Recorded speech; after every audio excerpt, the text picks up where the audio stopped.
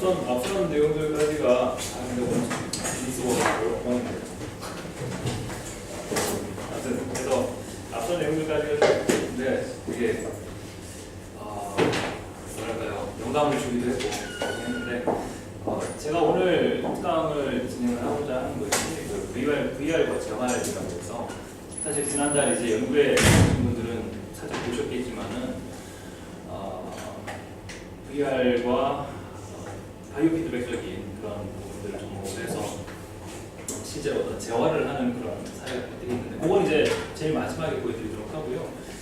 제가 오늘 진행을 하고자 하는 것은 요즘 사실 이슈라면 이슈죠. 어떻게 보면은 2016년도가 VR의 어떤 이제 그 주창의 해다 뭐 그런 식으로 얘기를 하는 그런 기사들이 있기도 하고 그런데 그래서 그 버추얼 리얼리티라고 하는 것이 가상현실이라고 하는 것이 실제로 이제 어떤 식으로 접목 가능할 것인지에 대한 그런 내용들을 좀 얘기를 나눠보고 그리고 심리치료 쪽에서는 또 이제 어떤 식으로 사용이 되고 있는지에 대해서도 이야기를 좀 나눠보고 제가 진행을 하는 작은 특강이 여러분들에게 어떤 영감을 줄 수 있기를 기대를 합니다. 그래서 부제는 가상현실 속에 현실이 주는 가상현실 같은 이야기라고 하는데요. 네. 그래서 진행을 해보도록 할게요. 이게 저거죠. 그 VR 박스를 해가지고서 구글에서 만들어가지고 여기다 핸드폰 끼워가지고 한번 많이들 보신 분들 계실 거예요 아마도. 그래서 이런 것들 통해가지고 선생님들께서도 알게 모르게 경험을 하시지 않았을까 싶은데요. 조금 자세하게 이제 좀 진행을 해보도록 하겠습니다. VR의 역사부터 시작을 해서 VR의 지금 현재 디바이스 같은 경우가 나올 수 있겠고요. 그리고 VR과 재활이라는 측면으로 봐서 심리재활 측면의 내용과 그리고 이제 실제로 그 피지컬과 관련된 부분으로 재활을 어떻게 진행하고 있는지에 대한 얘기를 말씀드리도록 하고요.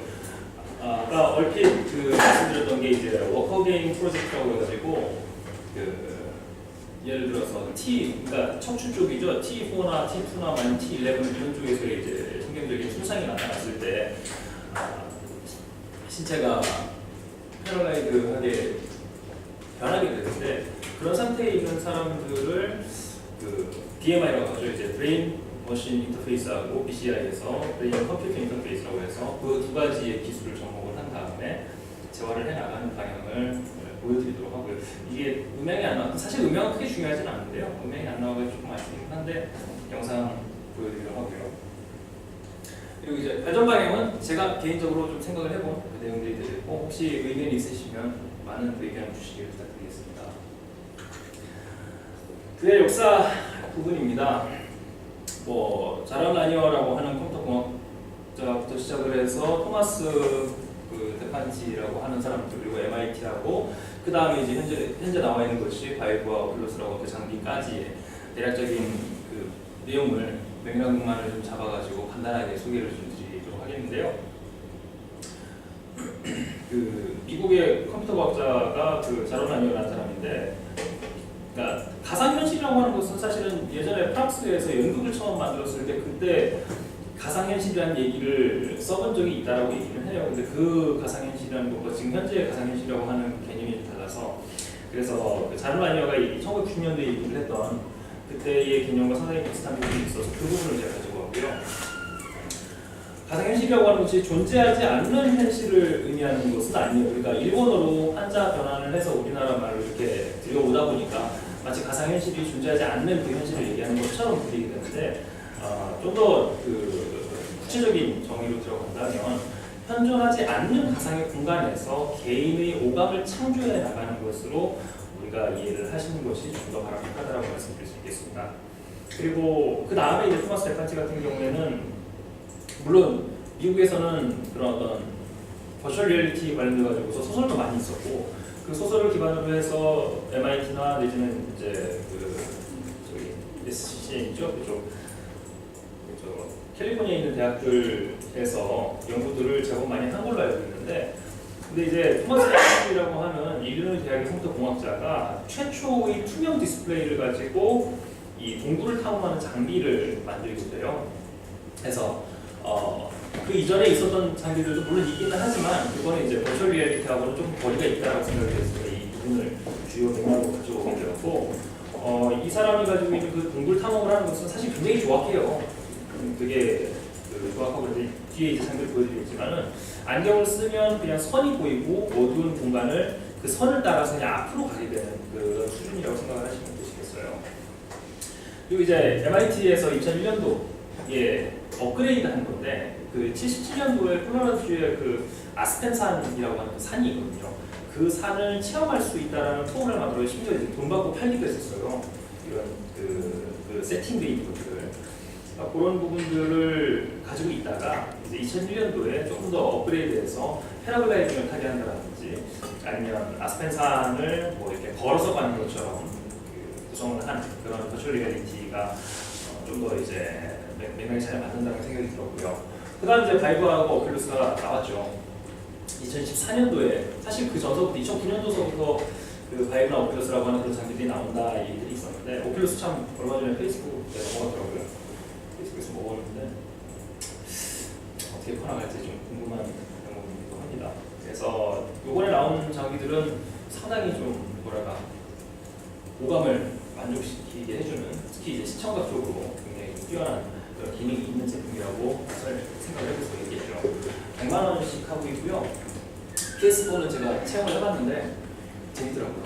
배트맨 아크나이트 해보신 분 있는지 모르겠지만 그러니까 이렇게 옷을 입는데 내가 입는 느낌 되게 짜릿했어요.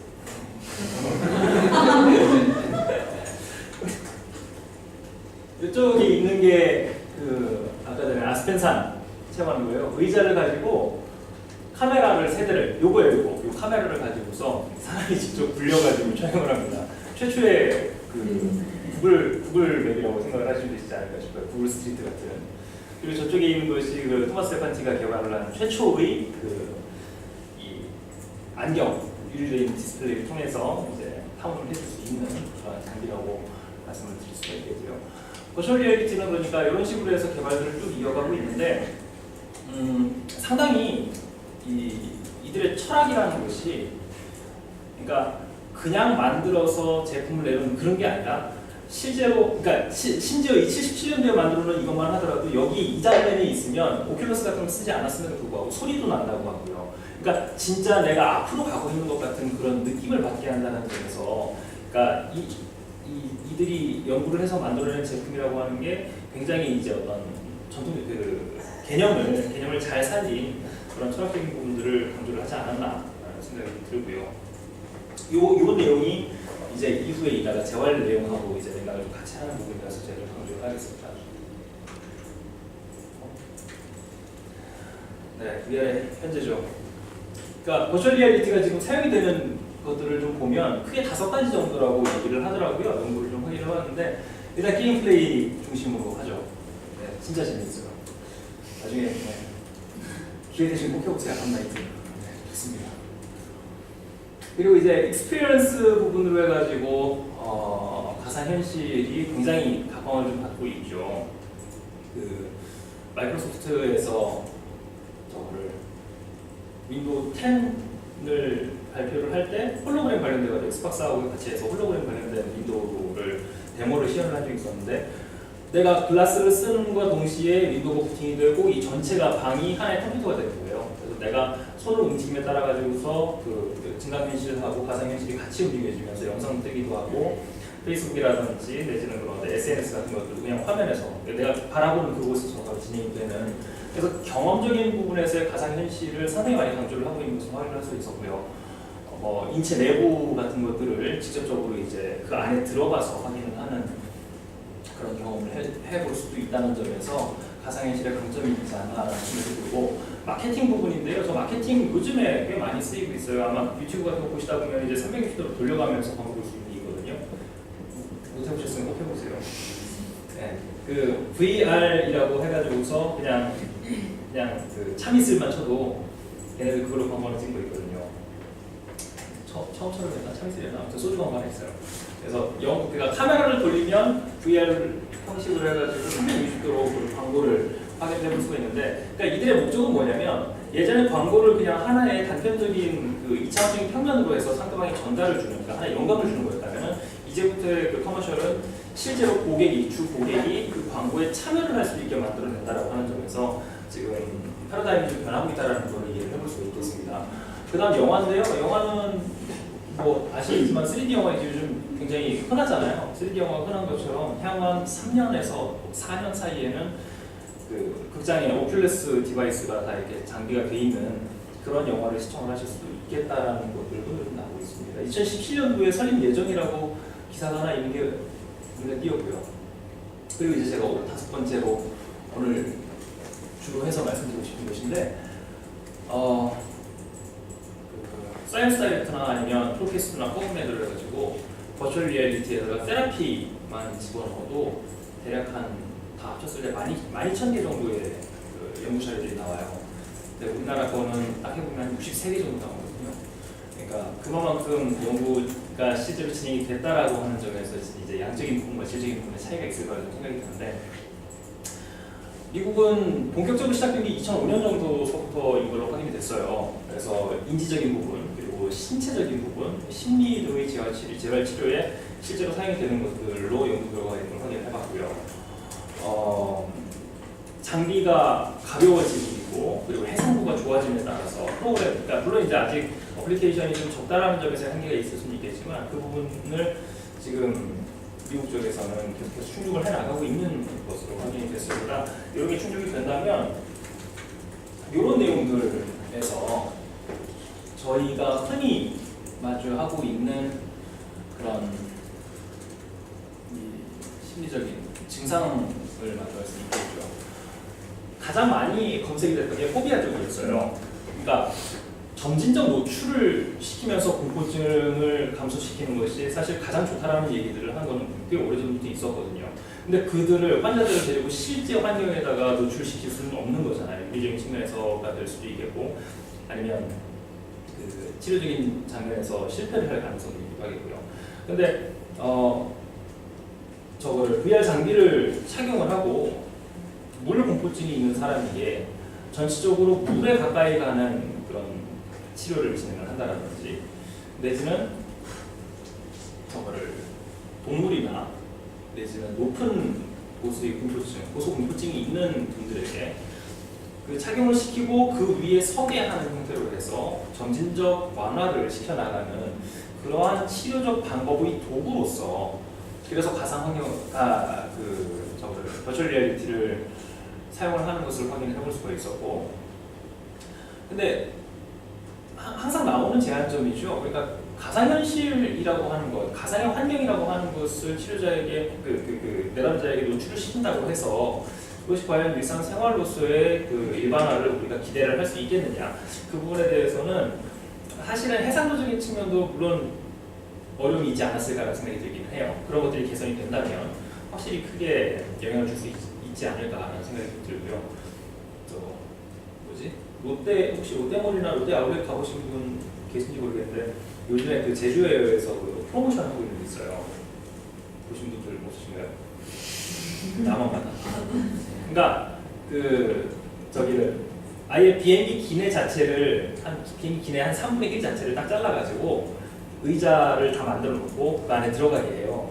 그 안에 들어가게 하면은 이제 오큘러스를 쓰게 하는 거죠. 그렇게 하고 나서 우리의 비행기 기내 서비스가 얼마나 좋은지를 한번 봐라라고 해가지고 그런 식으로 광고를 하는 게 있었거든요.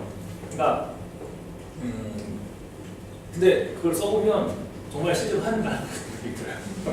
서비스 받는 그 느낌도 실제로 받는 느낌이 들고 해상도적인 측면이 이제 많이 개선이 됐으니까 아마 포비아 쪽에서의 그 치료 도구로서 적절하게 사용할 수 있는 그런 가능성이 있지 않을까라는 생각이 들고요. PTSD로 상당히 많이 쓰이고 있고 미국 같은 경우에는 PTSD 활용을 할 때 이제 베테랑들의 PTSD가 가장 크게 부각이 되고 있죠. 그래서 그런 분들의 PTSD 치료를 함에 있어서 실제로 전투 장면 같은 것들을, 그러니까 콜 오브 듀티라든지 뭐 그런 유명 게임들 있잖아요.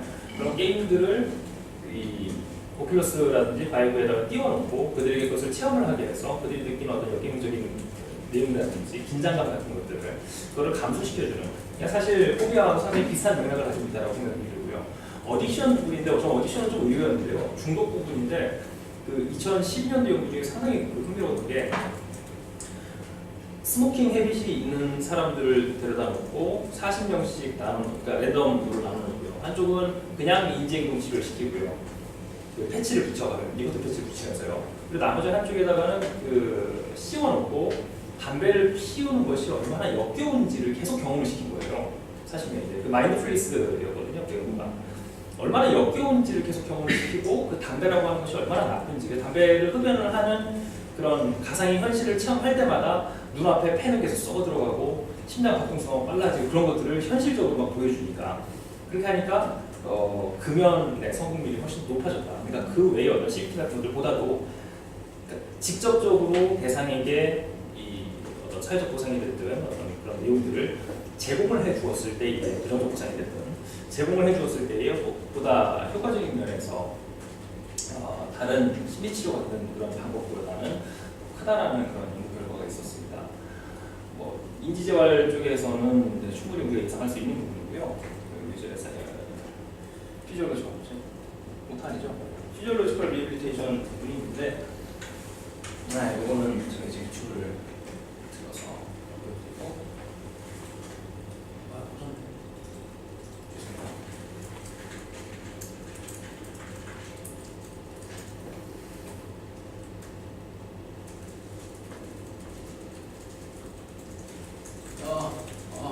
너무 안타까워.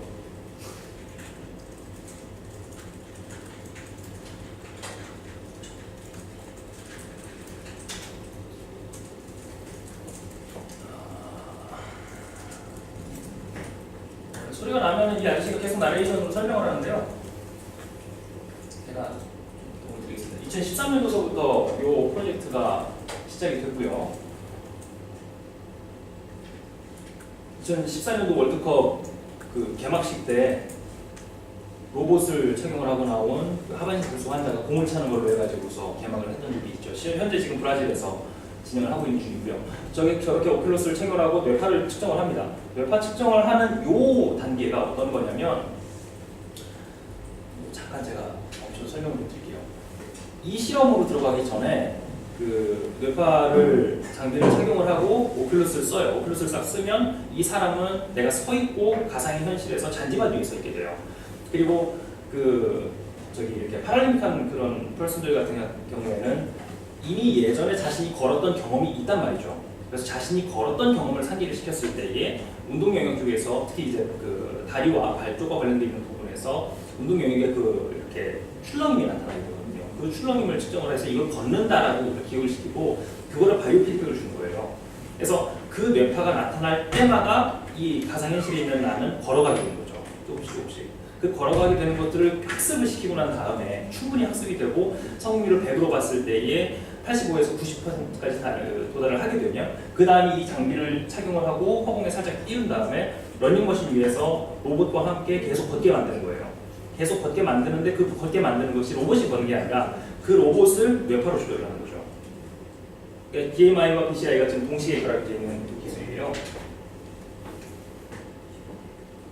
이 빨간 불과 파란 불이 나오잖아요. 지금 이건 이제 브라질 올림픽 때 성공한 사람이고, 그래서 지금 3년간 케이스들이 지금 운영되고 있고요. 약 22명 정도가 됐는데 올해 말에 이제 그 논문이 퍼블리싱이 될 거예요. 지금 책임 연구원이시고 이번에시고요.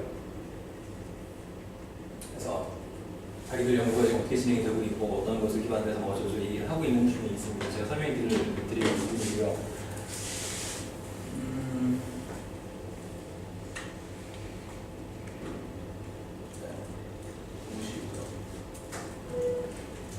주크대학교와 유럽에 있는 유장면입니다. 유장면이 지금 이렇게 바이오 피드백을 진행을 하면서 걷게 만드는 거고요.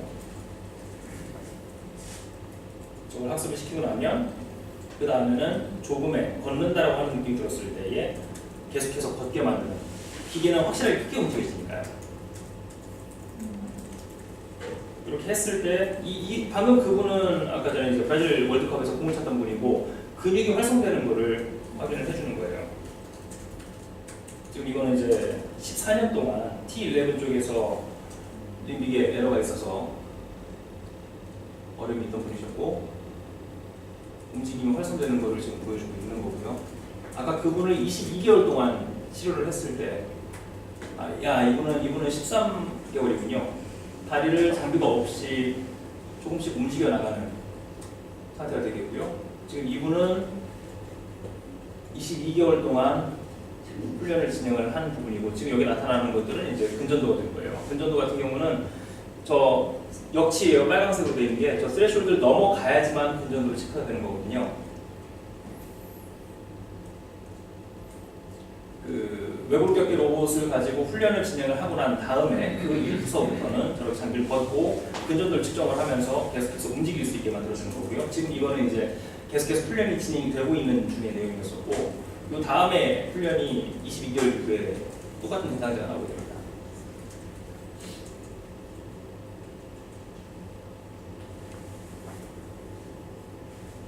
네, 그래서 22개월 이후에 내용이 되겠고요.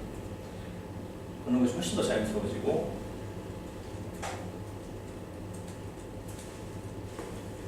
땡기겠고요. 그러니까 대퇴근하고 이제 둔근 쪽에 발달이 나타났다라고 하는 연구 결과가 있었습니다.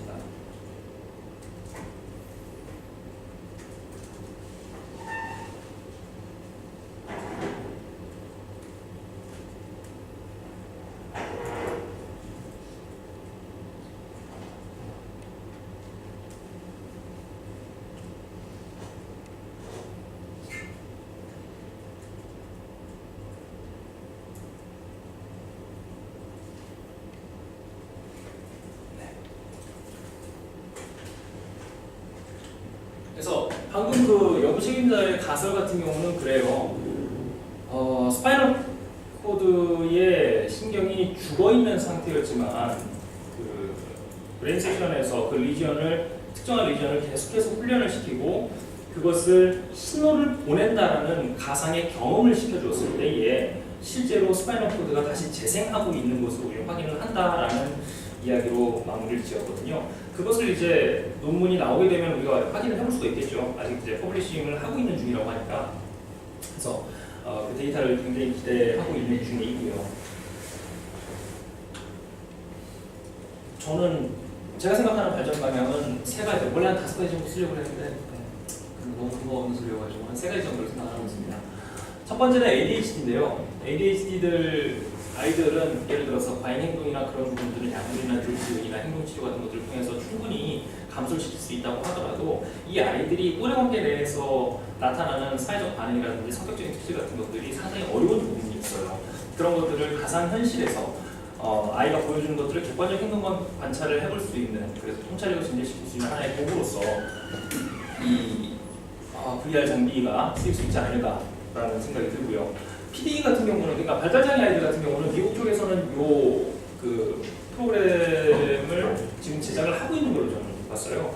그러니까 뭐 장난감 같은 경우에 로봇 장난감 같은 게 있어가지고 발달장애 아이들이 만지면 똑같은 반응을 계속 반복적으로 보여주는 로봇 장난감이 있는데, 그런 것들 말고 아예 가상현실에서 가상현실 내에서의 대상자들이 계속 일반적인 반응을 보여줄 수 있게 한다면, 그렇게 했을 때는 아이들의 그 행동훈련 같은 것들을 굳이 어렵게 하지 않아도 될 수 있지 않겠냐라고 하는 그런 제언이 있었습니다.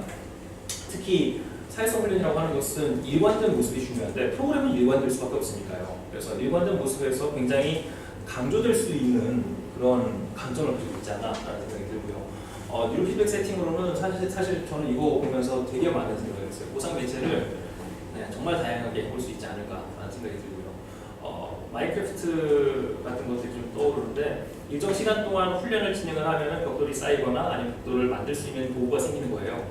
그래서 일정 시간이 지나고 나면 실제로 그걸 가지고 만들 수 있는 그런 경험을 해볼 수 있게 한다면 사이버 플레이 테라피와 뉴로 피드백의 어떤 적절한 접목이 될 수 있지 않을까, 그런 부분으로 생각을 좀 해볼 수 있었습니다. 네, 여기까지가 제 내용이고요. 혹시 물론 아침에 힘드시겠지만 직접 얘기를 하니까 우리 뭐 지금 사실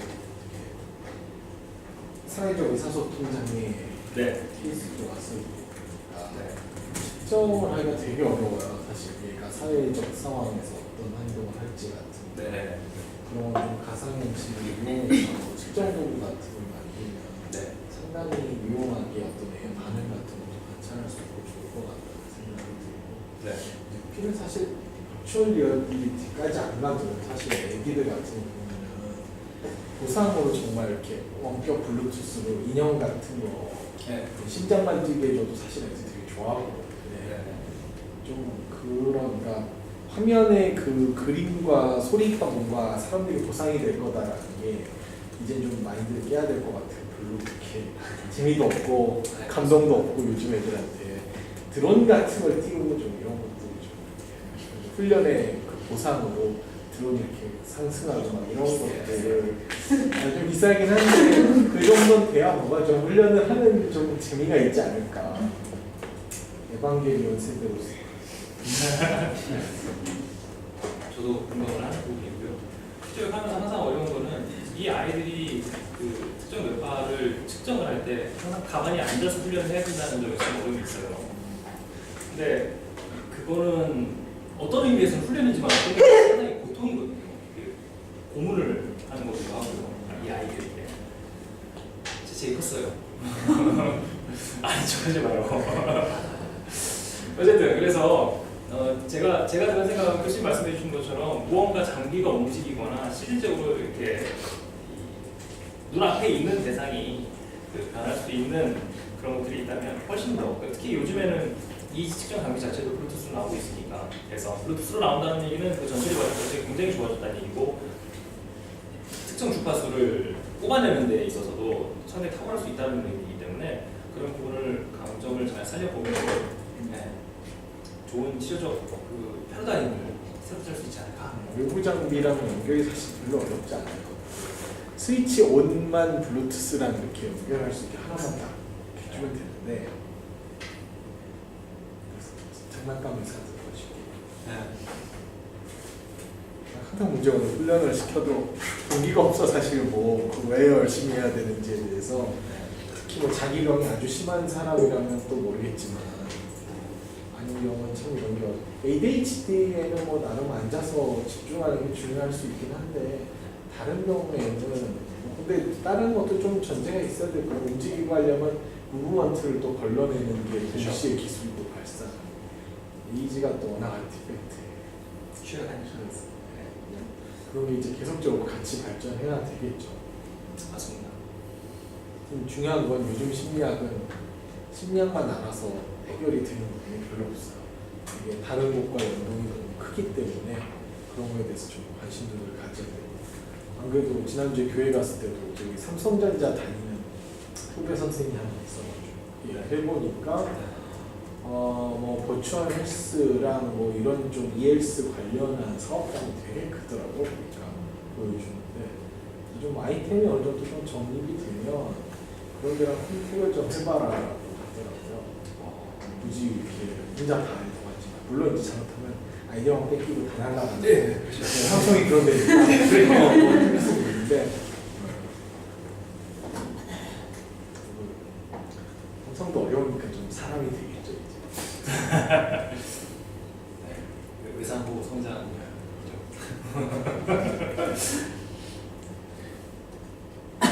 다른 의견 없으실까요? 네, 이미들 지쳐서 밥을 먹고 싶어요. 수고하셨습니다. 이게 외국문이 오래 걸리니까 이거 누군데? 이거 하기 시간.